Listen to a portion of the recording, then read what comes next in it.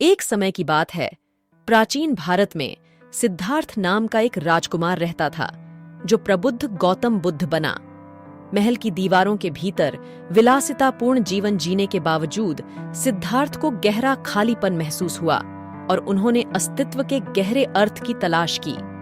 आंतरिक आह्वान से प्रेरित होकर सिद्धार्थ ने अपने शाही जीवन को त्यागने का फैसला किया और दुख और खुशी की वास्तविक प्रकृति की खोज के लिए यात्रा पर निकल पड़े। अपने परिवार, धन संपत्ति और महल की सुख सुविधाओं को छोड़कर उन्होंने एक तपस्वी का जीवन अपनाया। वर्षों तक सिद्धार्थ अत्यधिक आत्म अनुशासन के माध्यम से ज्ञान प्राप्त करने के लिए कठोर तपस्या में लगे रहे। अपने प्रयासों के बावजूद उसे कोई उत्तर नहीं मिला। वह केवल कमजोर और निराश होता गया। अत्यधिक तपस्या की निरर्थकता को महसूस करते हुए सिद्धार्थ ने बोधि वृक्ष के नीचे ध्यान करने का फैसला किया।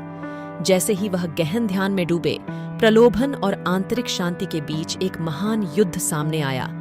इच्छा और व्याकुलता का प्रतिनिधित्व करने वाली मारा की ताकतों ने उसका ध्यान तोड़ने का प्रयास किया।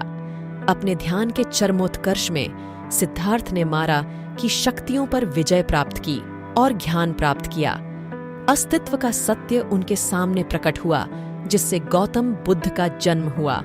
जैसे ही सिद्धार्थ जागृत हो जाता है, दृश्य एक उज्ज्वल आभा से प्रकाशित हो जाता है। गौतम बुद्ध, जो अब प्रबुद्ध हो चुके थे, अपने ज्ञान को दुनिया के साथ साझा करने के मिशन पर निकल पड़े।